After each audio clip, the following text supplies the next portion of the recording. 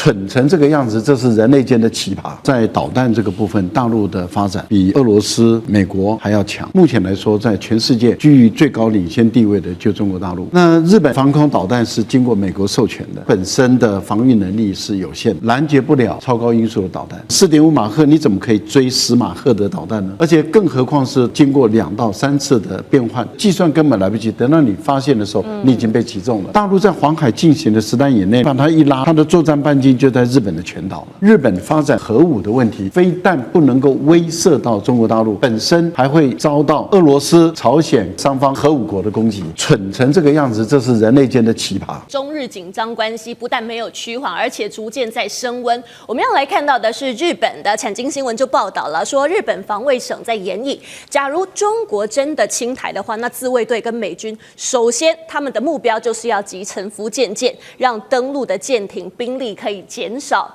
但是同一时间，我们看到的是中国央视也公布了福建舰有最新的进展哦，是他们正在展开这个海上的实兵训练，而且不是单打独斗，它旁边有055大区延安舰、054A 通辽舰、歼35、歼15T、歼15DT， 还有空警600。好，所以整个看起来呢，护卫队是非常非常的完整。那显示出，其实现在中国海军它的整体的作战能力是越来越成熟。我们要请教蔡委员您来看，因为现在呢，日本口头上说他要击沉这个福建舰，但是以他们的实力来说，真的办得到吗？还是说在这些王牌搭子的护卫之下，被攻击的话，会不会日本是先被反击的？我觉得日本人可能要面壁吹牛个3年再来吧。为什么？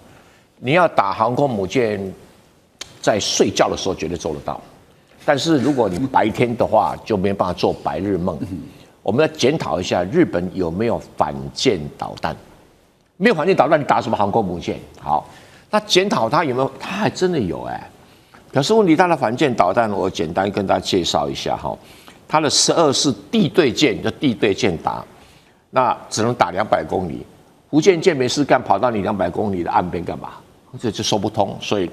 日本的岸置机动反舰导弹只能打海警船。再来哈，它增程式的可以到1000公里，那对不起，可是亚音速的，就是不到超音速。那也没什么用。为什么？穿透力不够。而且航空母舰会距离你1000公里吗？也不会，起码距离你1500公里啊，因为太近了哦，你飞机起飞2、3就到了嘛。那再来海上有没有反舰导弹？有，它904的200公里，174的这个300公里多一点，然后说12舰载式的未来会到500公里。那我不晓得你这个舰队要靠多近。这就早就被福建舰给打沉了啊！再来，还有空射的反舰导弹，完了更经典，它有 ASM 1号，他自己做的，70公里 ；ASM 2 170公里 ；ASM 3它叫做高速反舰导弹，据说可以到3马赫，但是那还不是高超音速，3马赫可以到200公里。这种射程怎么打福建舰？所以我说，日本先生。白天不要吃太多安眠药，会打瞌睡啊，所以这个叫吹牛皮。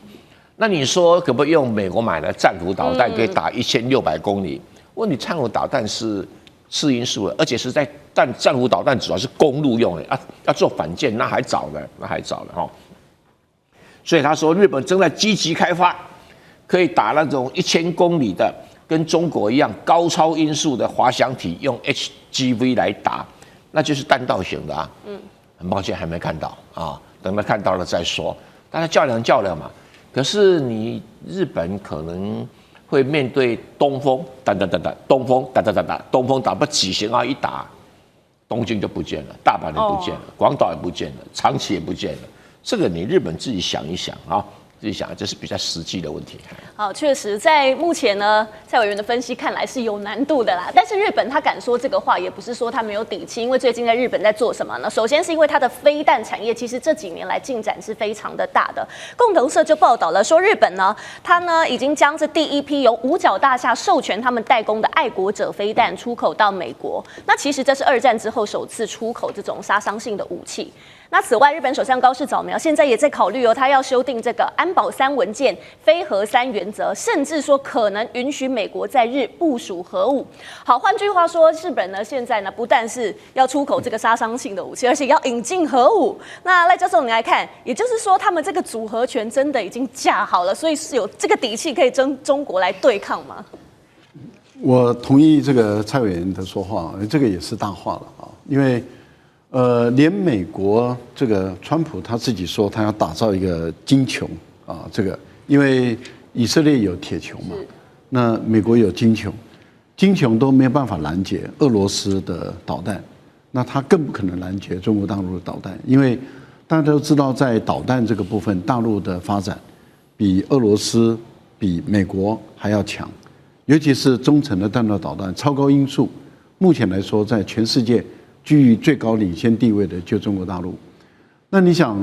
这个金穹就是要从外太空开始进行这个第一套的防御圈，再从高空第2套，然后再从大气层第3套，一直到进来的时候才是爱国者导弹，已经是近空的防御了。那日本的防空导弹是经过美国授权的，所以也就低空的防空导弹，啊，所以这个它的杀伤力并不大的啊，并不是想象中那么大。就像台湾也有爱国者2、爱国者3啊，可是大家都心知肚明，它本身的防御能力是有限的，啊，因为它拦截不了超高音速的导弹。为什么？因为它最高的马赫就是4.5马赫。那你怎么4.5马赫？你怎么可以追10马赫的导弹呢？也就是说，你慢车速你怎么能够追得上快车速呢？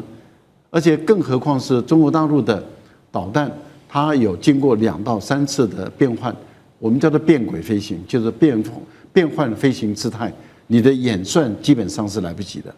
也就是说，当它产生第1次的变轨的时候，你的电脑要去重新捕捉它，重新计算，那你基本上你的防御的时间就一直压缩了。到最后，它在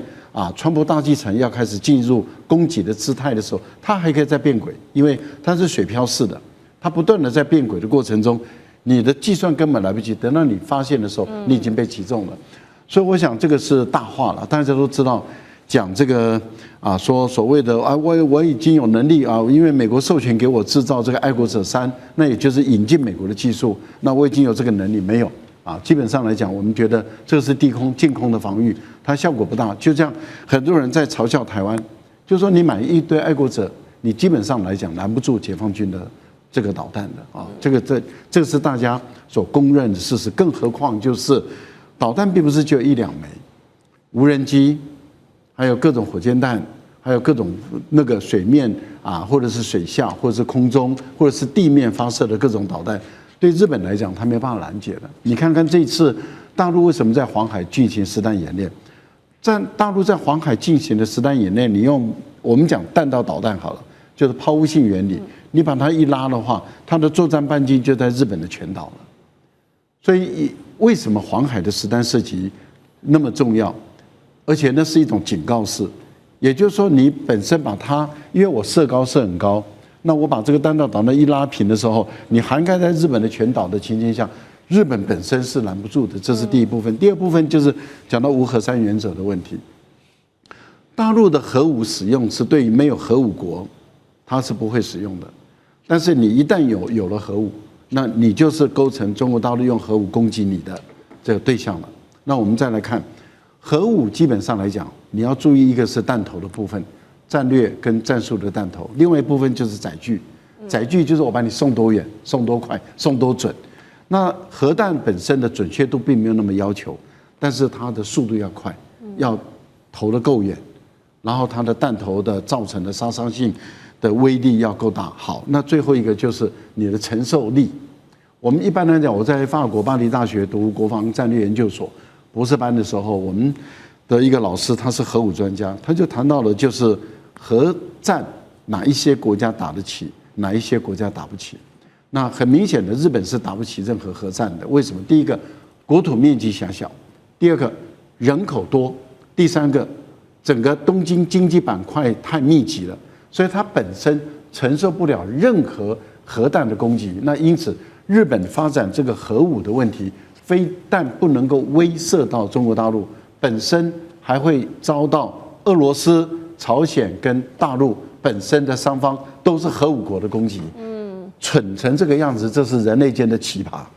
好，从赖教授跟蔡委员的点评听起来呢，日本想要反击，甚至说把这个福建舰击沉呢，都是有一定的难度，甚至认为是说在说大话。好，不管日本有没有这个底气，但是我们现在拉到日本的内部来看，因为现在包含冲绳都出现了民意上的裂痕跟分歧了。因为冲绳本岛其实呢，因为在这个2战的伤痛到现在呢，其实他们的反战情绪是非常强的。从图卡当中您看到，这个不再有冲绳战役会的会长他就说了，说呢，其实如果台湾有事，美军又从冲绳出兵的话，那他认为说冲绳就一定会被拉入这个战争，那当地的人民是被牺牲的状态。但是呢，石垣岛就不一样的态度了哦。石垣岛的市长他说可以理解高市早苗的说法，所以他认为如果中国封锁台湾，那石垣呢本身就会是第一线城市，所以他认为说这个准备是要先做好的。好，李将军请教你，也就是说现在冲绳本岛不想打，但石垣可以当这个前线。那如果中国真的封锁台湾的话，包括了石垣在内的城市，也就是说会陷入危机。中日两国如果真的在这个宫古海峡爆发冲突，您觉得谁占上风？你问的有2个地方，一个是石垣岛，一个是宫古海峡哈，我分别就是这2个地方来说明。第一个来讲的话，就石垣岛哈，它是毫无抵抗的能力，因为这个解放军在前天已经证明了哈。那石垣岛这个从石垣岛跟台湾中间来讲的话，解放军用了一架无人的这种飞机和无人机从这边台湾跟石垣岛中间穿过哈。这个我研判可能是经常来台湾的那个无人机了。它的如果说是这架无人机的话，它的这种在空滞空的时间有到15个小时。那当时这个日本自卫队它的这个战机曾经有起飞哈来做这个监视的这种动作。但你要知道，无人机对抗有人机来讲的话，除非说真的开战，不然的话是绝对是有人机吃亏的。因为你有人机在空中来讲，你飞行员不管是油料或者是人员的体能来讲，你最多就是2-3个钟头，那他可以在这边无限给你绕15个小时，那你怎么去应付它？可能这个几波下来讲的话，这个人疲马困，你又不敢将它击落，所以这是石垣岛的一个状况。当然，如果说真的战时来讲的话，以解放军现在的无人机能力来讲的话，应该很快可以解决掉石垣岛哈。那至于说宫古海峡的话，我觉得如果说在宫古海峡发生开战的话，那日本是100%占领有利的地位。那为什么？因为宫古海峡，我们大家看一下啊，整个所谓的第一岛链，大陆这个海军它要出第一岛链，大概不外从2个地方，北边就是宫古海峡，南边就是巴士海峡。那宫古海峡最宽的地方约300公里哈。我们如果说按照蔡委员刚刚所跟我们讲的，这种它的对舰导弹的射程，假设说有200公里的话，它分别在宫古海峡的2端部署这种对舰导弹来讲，它就很容易可以封锁整个宫古海峡。你要通过它的话，那你可能就没有那么容易。如果再加上布上水雷来讲的话，可能解放军要通过这个地方难度就会增加很大。也就是因为如此哈，所以我认为解放军他如果说要出第一岛链的话哈，大概除了宫古海峡就是下面的巴士海峡。所以我认为他有3种方法会出宫古海峡。第一种方法就是先下手为强，这个开战之前就先将宫古海峡周边的这种海空的导弹阵地将它摧毁掉，它才可以确保它舰队可以这个进出所谓的第一岛链。第二个方法，它就是我们现在经常在讨论的，也有可能会实现，就是它让琉球建国，琉球重新复国，然后让琉球跟中国来讲，双方来讲建立一个很好的友谊关系，这样的话保持中立，那中国的海军舰队自然就可以出宫古海峡。第3个方法就是占有台湾，这个我们前一阵子大家有讨论过，福建舰最好的母港在哪里？如果就地缘来讲的话，不就是台湾吗？如果台湾来讲的话，就北边来讲的话，它就不会被琉球群岛所钳制住，南边来讲也不会被菲律宾所钳制住。它如果从台湾出去来讲的话，就是广阔的太平洋。所以我觉得这就是为什么地缘战略这么重要，为什么高市早苗会讲这种话。他认为说是他有把握在宫古海峡这边堵住中国的舰队，所以他才敢这么嚣张讲这句话。那也就是为什么中国大陆来讲的话，一直要统一台湾，除了说是民族历史的因素之外，还有一个就我国家如果说要发展海权要强大，那最好的进出太平洋的路就是台湾哈，这也是地缘战略对整个国家发展最大的影响在这边。所以我认为，但是随着武器的进步哈，未来是不是如此，可能会有所改变。比如说哈，这个有无人机的时代来临来讲的话哈，那是不是会改变现有武器的这种射程，或者是它作战的效能，可能会有所改变。但是在目前状况看起来的话，如果在宫古海峡发生海战来讲的话，以地理上面来看的话，是日本占优势。日本的军国主义这一回又再次的燃起死灰复燃了吗？为什么这么说？我们来看到这个最关键的敏感时刻，也就是在终战80周年的这个时间，日本再度的玩火了。我们要来看到日本的前首相小泉纯一郎的儿子，也就是未来的首相热门人选小泉进次郎，他再次的踏进了供奉甲级战犯的靖国神社，在这边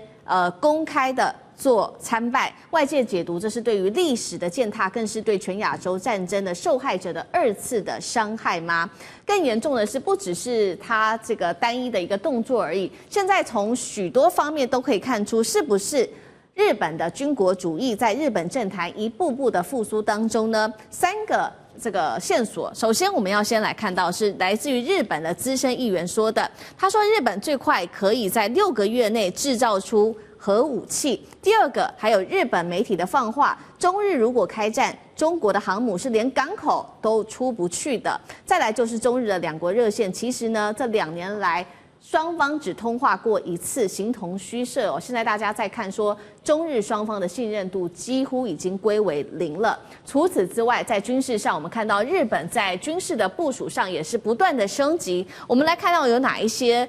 武器上面的升级。首先在石垣岛这边，日方部署了新型的反舰防空系统，针对的就是中国大陆的海军要进到第一岛链。钓鱼台这边，日本是这边布局了3架的 NQ-9B 无人机，要来监控解放军跟海警船。西南诸岛强化它的潜舰 F2 战机的部署，来针对中国的航母编队。最后在本州本岛这边，美日联合军演强化他们飞弹的防御，同样就是要针对来自于大陆的中远程导弹。所以呢，节目一开始，我们来请教厉将军怎么看日本？刚才我们看到他说能够封锁住中国大陆的航母，这是真的有可能吗？还是虚张声势？将军怎么看日本的这一些动作？其实我认为日本每次这些首相借着去靖国神社参拜，其实对于这个亚洲地区的国家就是一种挑衅，对，就是一个军国主义的复苏。对，其实你说去祭拜这个我们因为作战阵亡的官兵，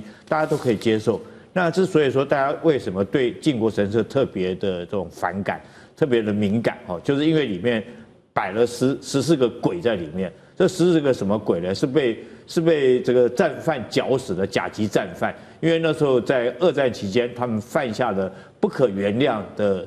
这个人类罪，所以被处死刑。然后你现在14个摆在这14个鬼摆在这里面，那如果说你今天你手上去祭拜，你是不是对亚洲地区当时这个2战，因为光中国就伤亡了3500万人，你叫这中国怎么会吞得下这口气？你还去拜他们？那时候因为他们这个违反人道罪、南京大屠杀等等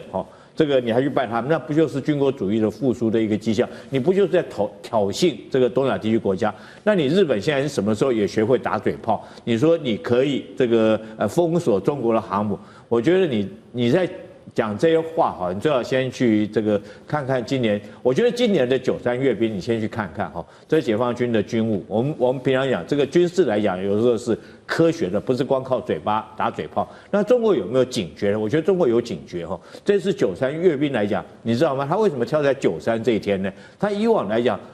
大陆他们这个办理阅兵都是在国庆日10月1号，从上次10周年战胜日本70周年开始，跟这次来讲才改成93来阅兵就针对日本很明显。而且这次来讲特别演奏抗战时期的各项军乐，军乐队特别做的演奏，代表中国在中国大陆在对日本来讲已经有这种警觉了，就是你军国主义的复苏也有警觉了。那我想说，如果中国有这种警觉，我个人认为说是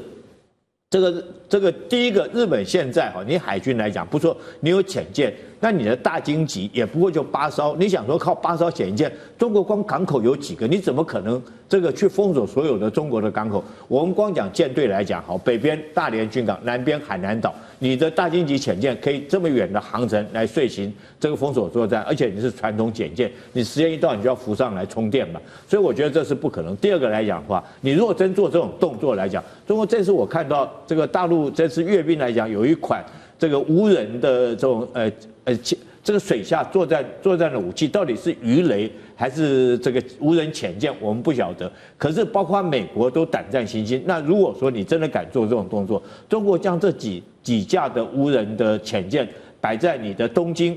湾的门口，那你日本怎么办？再加上中国现在来讲的话，它目标不是针对你日本，你日本自己不要在那边台湾有事，你自己要跳进来挨打。如果说真的是导弹，它可以打到关岛，那打到你东京会不会成问题？我觉得这都不成问题。所以我认为日本应该认清楚现实的状况哦。那你们这个大家都是爱好和平的啊，不要在军国主义上面付出，不要去挑衅这个东西。你在那边挑事，你这不是自己在找挨打吗？你一天到晚愿意当日本的当美国的这种看门狗，对，美国现在就使弄你日本嘛，叫你日本去对抗中国嘛，那美国自己部队往后撤到关岛去，叫你日本摆在第一线，你去当第一线，这个消耗中国的战力。所以日本自己要思考清楚，在这个地缘战略上面来讲，毕竟你跟中国靠得比较近，那你有没有必要帮美国挡他的第一线，跟中国对抗？我觉得日本这个自己要去思考清楚哈。你现在和平平、安安稳日子，好好过日子比较重要。对，所以我们看到这些从日本的种种动作来说，现在目前看在中国大陆眼里，有把它视为是挑衅，尤其刚刚这些动作都可以被视为是一个军国主义的复苏。刚刚这个军国主义的复苏的其中一个条件，还包括我们谈到核武嘛，因为这个来自于日本的议员不是公开放话吗？他说半年内造得出核武，不只是官方放话，现在是连民间也都支持，因为来自于日本的最新民调，现在说高达40%的日本民众他们是支持修改非核3原则的。什么意思呢？就是要突破这些战后的限制，一步步的希望能够往核武化的方向去做发展。将军怎么看这样子的一个现象？我认为日本如果要发展核武，它就是犯了战略的错误，因为日本现在有发展核武的能力，但是没有发展核武的条件，在这个地方。他发展核武是针对的谁？针对的朝鲜半岛不是，针对的中国大陆，针对的菲律宾，针对什么？不是，就针对中国大陆。但是要打核战呢、有3个短板哦，要有三个条件呢是不能去打核战的。第一个，岛屿国家，你岛屿国家怎么打核战？核战丢下去就没了，是不是？日本本州4国、九州、北海道就4个大岛，你可以打核战吗？一打核战不是整个都没了。第二个，我们知道小面积的小国土的国家不适合打核战，一打就完了。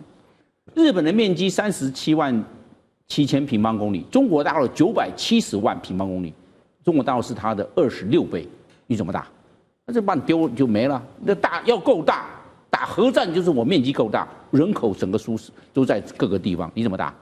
所以日本条件不。第三个，人口密度要低，结果日本人口密度都很高，1亿2千多万人就挤在那个4个岛上面，一打人都死光光，是这个样啊。所以3个条件，岛屿的国家、小面积的国家，还有高密度的人口聚集的国家都不适合。这个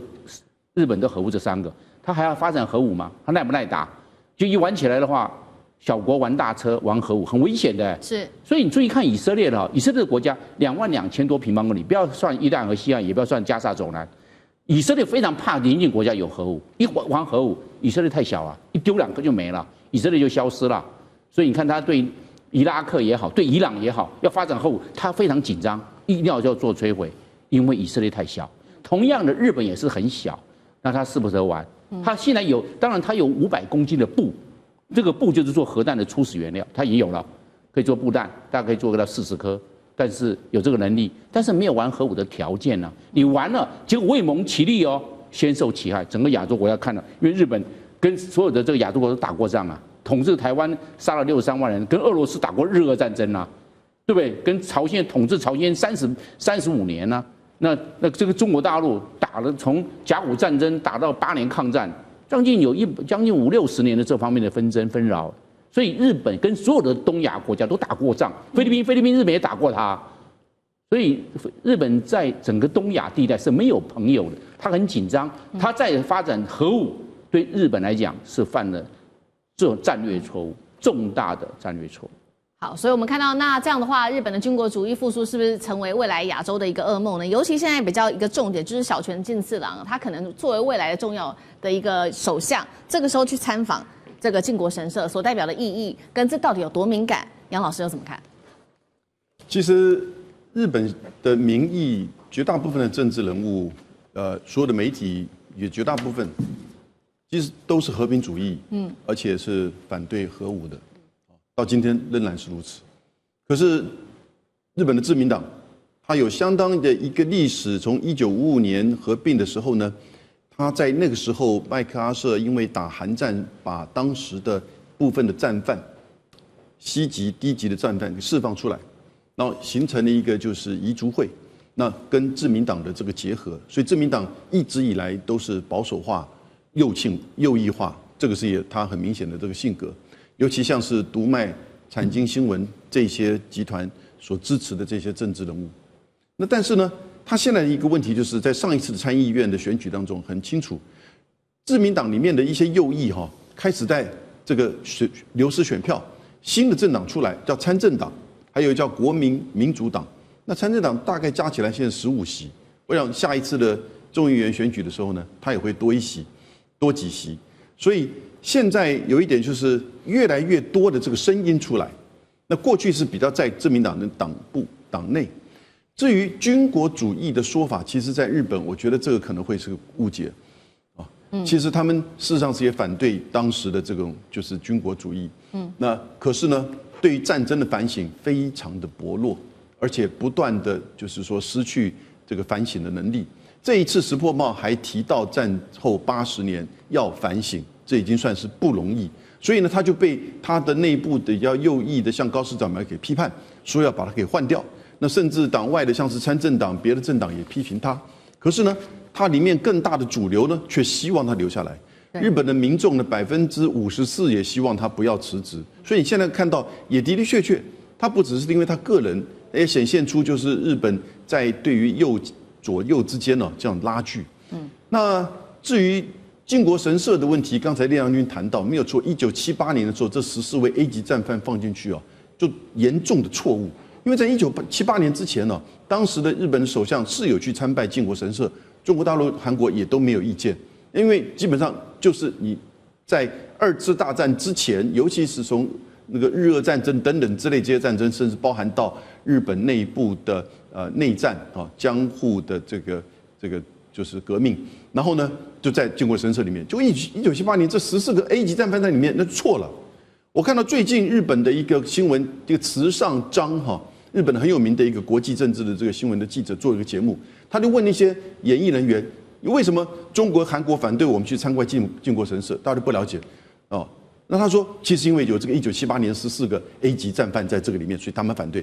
就大家都没有意见，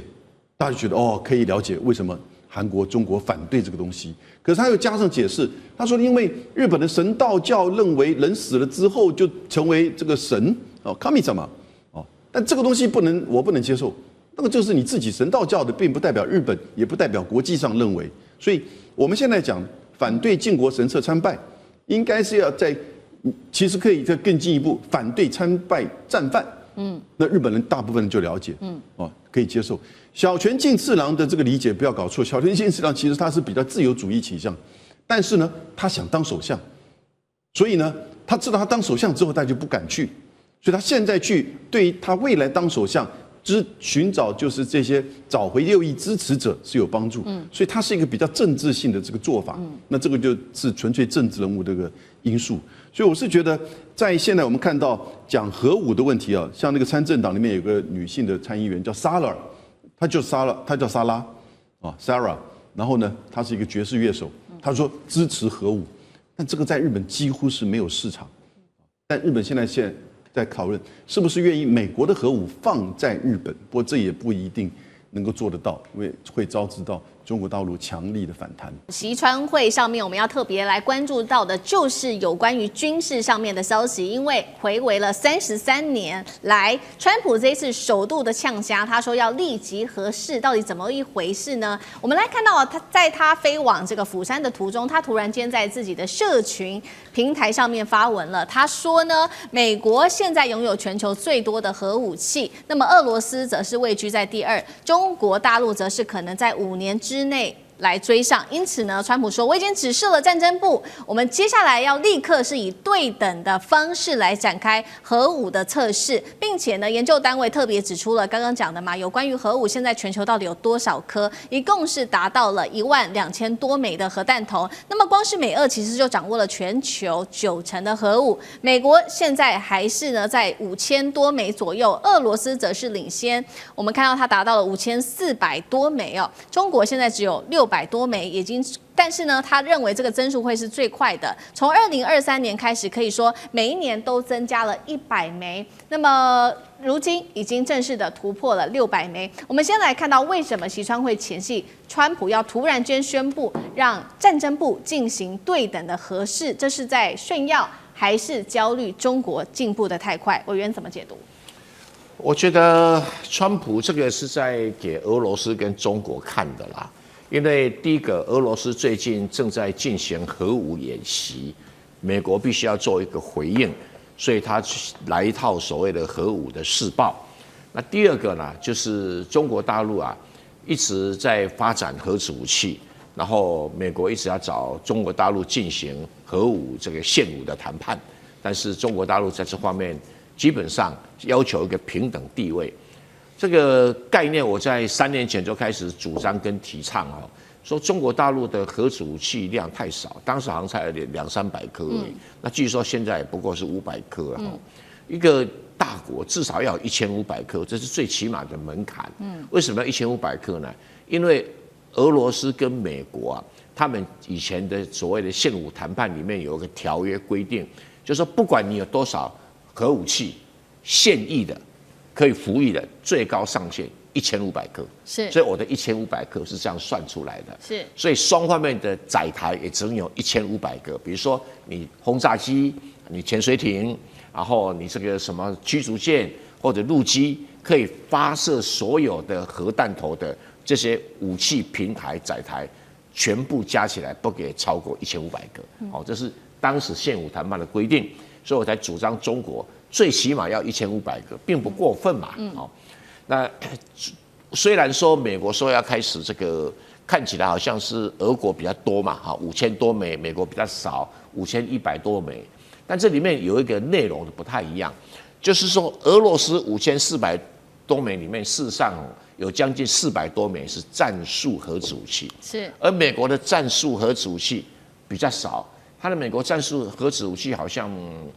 不到几十颗而已，因为他们以为要打就打大的，没有在打那种战场上。那中国虽然表面上说500枚、600枚比较少，但是中国现在是全世界唯一有氢弹现役服役氢弹的国家。那原因在哪里啊？氢弹事实上很多国家都试爆过，也都会做，可是只有中国发展出来可以。维持用低成本维持氢弹服役的方法，因为氢弹这种东西很讨厌就是你真的要使用，要花很多功夫去把它组装起来。那如果平常把它摆着，它很容易就失去功能，因为里面氢有一个比较特殊的现象在这里面。可是中国很久以前就找到一个说很低成本的方式，可以日常维持它服役的功能。那如果有氢弹的话，一颗氢弹大概可能会抵上将近快要100颗的核子弹，所以这个数量的计算可能用当量算会比较准一点但不管如何啦，就是全世界已经进入一个核武重新整装比赛的时候了。是，好，那另外一方面，美国刚刚讲了嘛，川普不是说很担心吗？因为他认为5年内中国就会追上。那刚刚说大陆现在可能就是500-600枚，那美国有5000多枚，真的可以在5年内这么快速的追上，甚至呈现一个指数型的增加吗？靠的会是什么技术？那赖老师又怎么看？我觉得不会的啦，因为大陆也不会这样做，也不需要这样做，因为现在美国跟俄罗斯的核弹，他们的总体的数量可以毁掉2.5个地球。对，2.5个地球。可我们地球就有一个。那你毁掉2.5个地球意义何在？对，我们就一个地球嘛。那当初为什么会拼命的造？就是因为搞这个相互保证毁灭，最主要是搞这个核弹的军备竞赛，就是你做了1000枚，我就做了1000枚。好，你现在做到1100枚，我就做1200枚。然后你做1200枚，我就做1300枚。所以彼此之间在比赛，在比谁多啊。那这个是雷根时代嘛啊，我们都知道那个蠢雷根啊，他们就干这种蠢把戏。然后2个国家拼命造，就搞了一个军备竞赛，最后把俄罗斯的经济拖垮了，因为核弹非常的贵，所以俄罗斯的经济越来越多的用在军事预算上，比重越来越高，占它的 GDP 越来越高。那现在对川普来讲，他也希望中国大陆走这条路，可是中国的经济体制跟俄罗斯是完全不同，俄罗斯是封闭型的，中国是开放型的，所以中国的经济是跟全世界融在一起，融在一起，所以中国大陆的人口数比俄罗斯多很多，比美国也多。假设我们一看了，俄罗斯1亿人口，美国3亿多人口，那中国是14亿人口，所以当时美国人可以用军备竞赛的方法拖垮俄罗斯，可是美国人没办法用军备竞赛的方法拖垮中国大陆，因为中国大陆人口基数大，然后经济体大，那经济量体大的话，它基本上来讲可以跟你打得起一场军备竞赛。是，但是我为什么一开始我就说大陆不会这样做？因为你制造那么多，你毁掉2.5个地球，但是地球就有一个都没意义嘛。那我觉得中国大陆的核武的数量的目标在哪里？就是说我可以确定保证足够毁掉你整个美国跟你的盟国，这个数量就够了。是，也就是说美国盟国加起来，我的总数量能够毁掉你，那这样就够了。为什么？因为我只要定出这样的一个标准，那你不敢打我，也就是核弹就打不起，打不得，也不敢打，就3个不就可以了。那所以我不需要制造到5000多枚嘛，所以我觉得1-2000枚是一个非常合理的一个估算，就是说我到这里就够了，我不需要再往上加。那因此这几年内，大陆当然会每年增加嘛。它增加到它可以毁掉你美国所有的有核武的盟国，那就够了。有核武的盟国，我们讲的就是美国、英国、法国，就可以了嘛。因为你其他的国家它并没有核武啊。日本除非韩国搞了一个核动力潜舰，那可能就麻烦了。韩国那也有可能也会列为核打击的一个对象。那如果日本也搞了一个跟核有关的，也可能会被列为打击对象。澳大利亚搞一个核动力潜舰，那当然也被列为核打击的一个对象。所以基本上来说，我觉得中国大陆的数量应该会控制在它足够把这些国家的战略城市消灭、摧毁就够了。好，它不会再多了。是好，赖老师在我们看到是目前中国大陆它未来的一个核武的战略不随着美国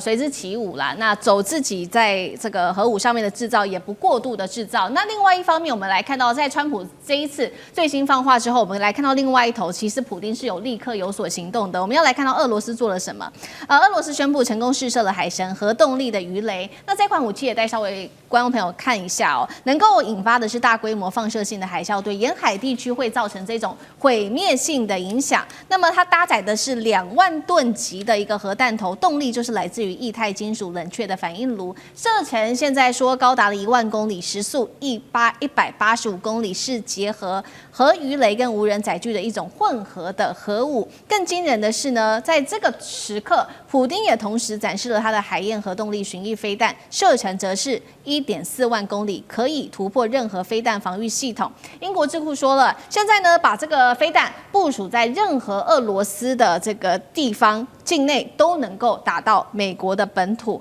厉将军怎么看这个？包括了海神核动力鱼雷整个出现了，会如何改变现在核武战略的应用？这种海神这种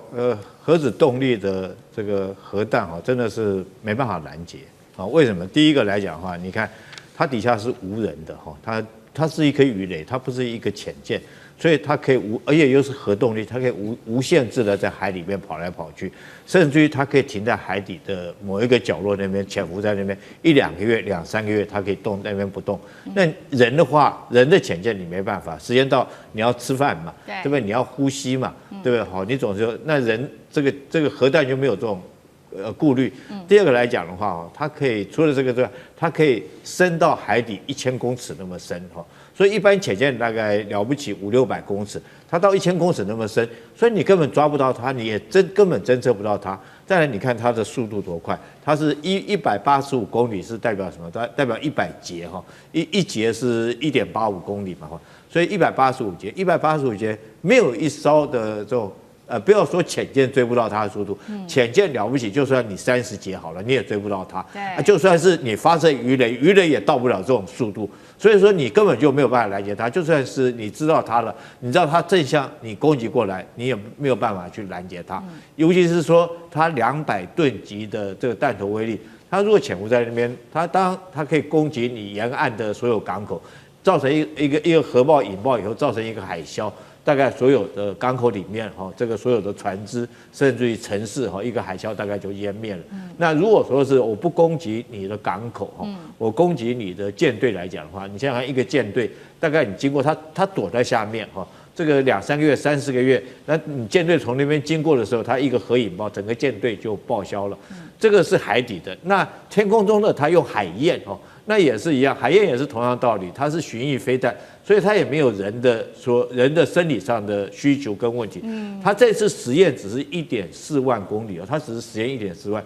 那按照这个格拉西莫夫就是俄罗斯的参谋总长他讲的，它可以更加的无限制，然后甚至于说是它等于说一个核子导弹在你天空中飞来飞去，那你想想多可怕！我们叫悬顶之箭嘛，就是这个道理。它可以从全世界的任何一个角落飞到你的美国的本土来攻击。那为什么这个普京在这个时间他要做这个动作？我觉得跟俄乌战场上有很大的关联那是不是俄乌战争可能到了一个关键的节点？那北约这些国家想要阻止俄罗斯后续的继续进攻。那如果要继续进攻，他们会不会投入兵力？所以我觉得普京在这个时候这个展示他核威力。但最后我要特别强调一点，这个去年俄乌战争的时候，那时候双方就开始有要动核子武器的念头。那美国跟北约国家要军援乌克兰的时候，普京讲了一句话，他修改他的核规则。他以前的核规则是说，他不会主动攻击这个不会首先使用核子武器，第二个他不会攻击没有核武器的国家。那他现在改了什么规则？你知道吗？他改了一条，就是说，如果说你这个国家接受有核武器国家的资源来讲的话，我就可以对你实施攻击。那很明显就是代表俄乌战争，你乌克兰你只要接受有核国家提供你的武器，那我就可以对你实施攻击。大家注意到，这是普京在2年前特别提了这个修改核规则，那很明显的就是警告美国跟北约这些国家，你们不要随意插手乌克兰，不要再对他实施军演，不然的话，我这个海神跟海燕来讲的话，可能我就要启动了。